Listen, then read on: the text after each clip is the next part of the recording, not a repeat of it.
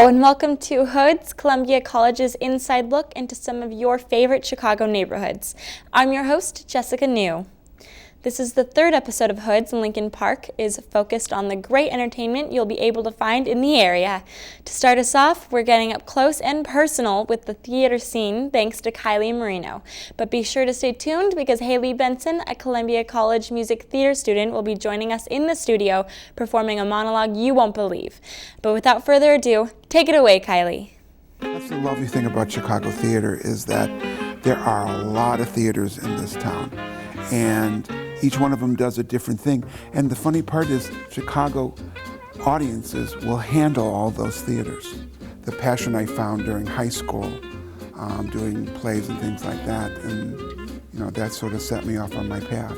I did a lot of musicals. I played The Cowardly Lion in Wizard of Oz.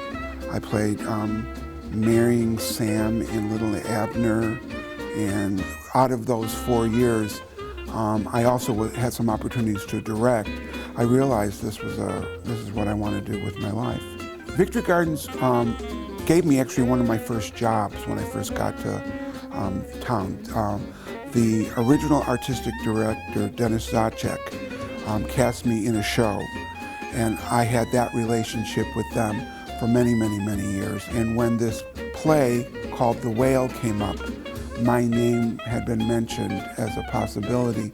They called me in, and I, wanted the role, and I won it. So, and I was up for Best Actor Joseph Jefferson Award.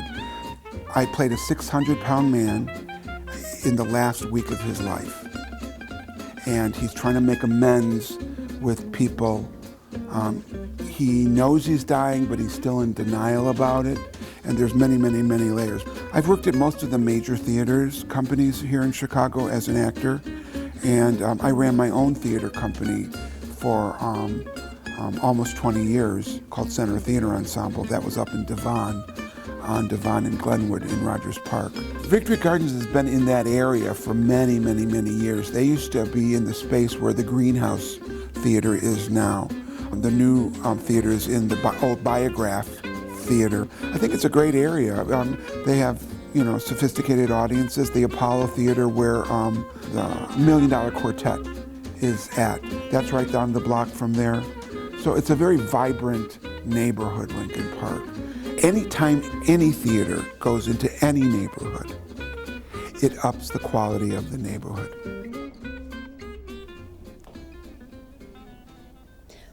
Wasn't that doggone awesome? Bravo, Kylie. Now, like I promised, here's Haley Benson performing a monologue by P.J. Paparelli titled Columbinus. Break a leg, Haley.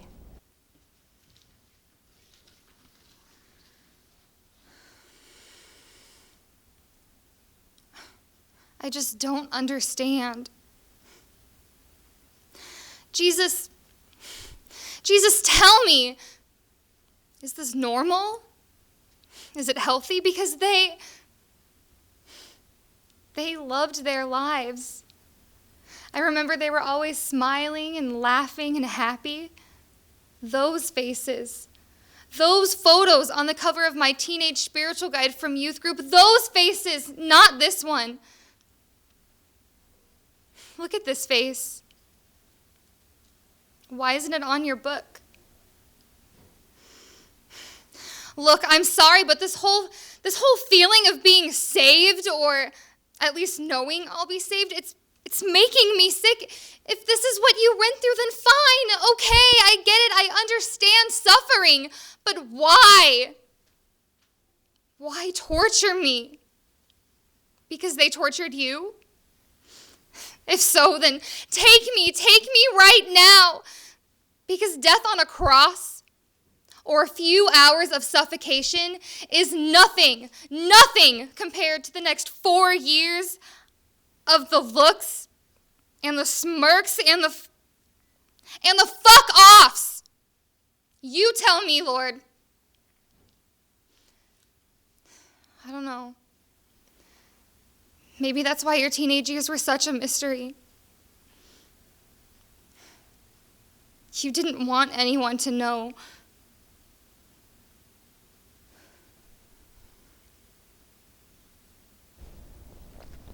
Well, wasn't that great? Thank you so much. Now we're going to take a short break, but after we come back, I'm going to sit down with Haley so we can talk about that truly amazing performance. Don't go anywhere. Hi, my name's CJ. A few years ago, my father became seriously ill. I did what I could do before he passed, but it took its toll. I lost my job, my house. I'm getting back on my feet, but I don't know when there'll be food on the table. How'd I do, CJ? We could be twins. Well, cousins, maybe. Play a role in ending hunger. Visit feedingamerica.org/hunger and find your local food bank. Hey, my name's Katie and I'm in the 9th grade. I'm an A average student and I'm an athlete working towards a scholarship. And everybody tells me how much potential I have. But I just wish someone would tell me where my next meal is coming from. Katie, how'd I do? Do you have to be so serious? Well, I mean, I did like a crazy dance in a movie if you want me to do a little, no. Play a role in ending hunger. Visit feedingamerica.org/hunger and find your local food bank.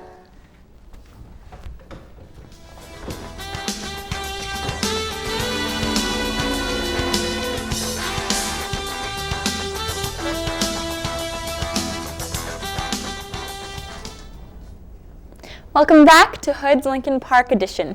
Just a reminder that tomorrow the final 3 episodes of Hoods will be airing at 2:30, 3:30, and 4:30. Be sure to tune in. You never know what you could discover in your own backyard. Right now I am here with Haley Benson, who we all just saw with the Theater World as seen in Kylie Marino's video earlier in the show. Thanks for being here with us, Haley, and filling us in on what it's like. When did you first get into theater? Well, gee, that's a really tough question. I guess the first time that I really started liking theater, especially musical theater, was in 2004 when Wicked came out, because it's like the best musical ever. But my mom did theater in high school. My dad was in a community theater when we lived in Louisiana. My brother did it, so it's like a family thing. Yeah. Well, that's nice. You go home and perform for each other, or? I mean, jokingly. So then you performed then in high school and everything, I'm assuming? Yeah. Wow. Any favorite roles so far, or? Well, the one thing we did in high school my senior year is we took Little Shop of Horrors and made it into a 30-minute one-act play. Wow. That was interesting, but I played Audrey, so that was really fun. What a great role. What a dream role. Wow. Yeah, it was a lot of fun. So then how did you decide to come to Columbia? I actually went to Denver. I went to high school in Nebraska, and I went to Denver for a college fair, and Columbia was there, and I was like, oh, interesting. This sounds cool. And so I just looked it out, and I toured a couple times, and I really liked it, and the program's really great, so. Wow. So then you've been in the musical theater program for how long here? This is my 2nd year. Okay. So have you auditioned for certain things, or have you found it's easy to collaborate with people here? The one thing that's really cool, and especially collaborating wise, is the teachers, because they're always more than willing to help you. And my vocal teacher, Sharon Carlson, she actually gave me audition, she's like, oh, here, this is auditioning, you should do this, so Wow. they're really helpful in that way. Oh my gosh. Well, then it's also nice being in Chicago because you can audition wherever you'd like. Yeah, definitely. So about that monologue then, was that something you picked out on your own? That was actually my friend Ryan's doing. He picked it out. He's like, look at this, you should do this one. And I was like, okay. So tell us a little bit about that monologue. Where was it from? And well, it's from the show Columbinus, which is a show about Columbine, and then just kind of what happened. And each person, there's freak, I did faith, one guy is athlete, and it just takes people that fit that sort of a genre, and then kind of just their inner thoughts about what happened and what's going on during that whole time. Wow. Wow. Gosh, it really, the nice thing about theater and everything is sometimes the effect of it is to really make you think, right? Yeah, definitely. So have you seen any really great up and coming, shows in Chicago lately or anything? There's actually a great show. It's called The Downpour, and it was at the Greenhouse Theater. I actually met one of the stars, Carolyn Neff. She's also the artistic director at Steep Theater.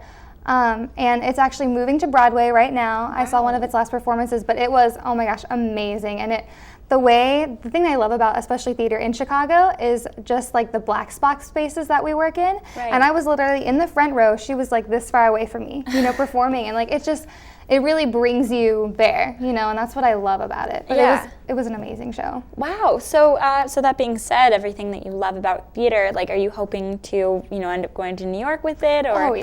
Oh yeah. My friend Ryan and I, we like, all right, we'll stay in Chicago 2 years after graduation, and then we're moving. We're like, it's New York bound. Like, that's where we're going. Well, it's safe to say Chicago is a much more theater established place, and then New York's like Broadway musical theater, right? Yeah. And musical theater is more so your... That's more what I'd like to do. I definitely like to dabble in things, but Broadway's the ultimate goal for me. Right. So wait, would you say like comedic or dramatic acting is your forte? Oh my gosh, I think I'm not funny at all. So I tend to go towards more dramatic pieces. Right. I feel like that suits me more, but yeah, I don't think I'm funny. So maybe someday we'll see you up there winning a Tony or something like that. Oh, you will, you know it. Well, oh my goodness. That was a great one. I mean, Wicked is one of my personal favorite musicals to, ever happen. I can never imagine, being in The Wizard of Oz and everything. Such an old Hollywood classic. Hannah Pastor actually found that Chicago has its very own Land of Oz featured in where else but Lincoln Park.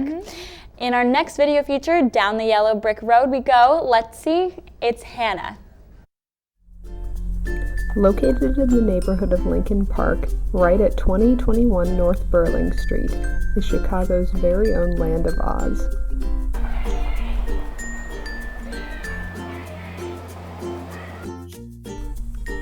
It is open to the public from 6 a.m. to 11 p.m. every day and has been since its opening in 1976. With thanks to the late sculptor John Kearney, the famous statues that surround it give it a sense of magic that you just can't find anywhere else.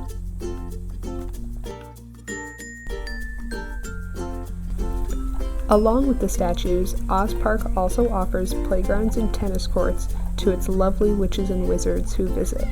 I had the delight to talk to some of them about their favorite elements of the park and what makes it the greatest park in Chicago. Here are some of their responses. Plus, I grew up loving Wizard of Oz, so when I was younger, that was a big attraction for me. Just like something special I remember as a child. And we come multiple times a day because we have a little puppy. Probably here 5 times a day. Yeah, we're all about Oz Park. Ollie, what do you think? He likes it too. I like the sense of family that exists in Oz Park. And here you always see a lot of families and people doing activities as a family, and it has a nice community to it. And in the summers, it's nice because they have like hot dog stands or ice cream stands. It's like the little vendor guys are here.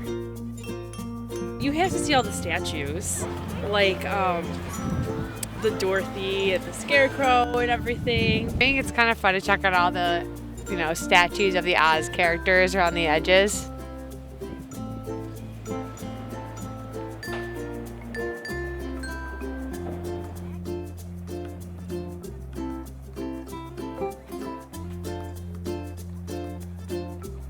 I would say that it brings a lot of diversity because you have a lot of different activities. You have dog people here, you have the high school here, you have people that range in all ages. So it's kind of a melting pot of Lincoln Park, I would say.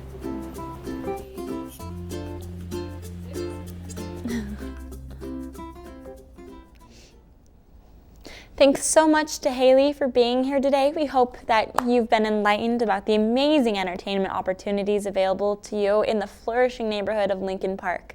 Be sure to check out local theater tickets and stay warm if you take a stroll with your dog through the Oz Park. One last time, I'm Jessica New, and thanks for watching our Lincoln Park edition of Hoods.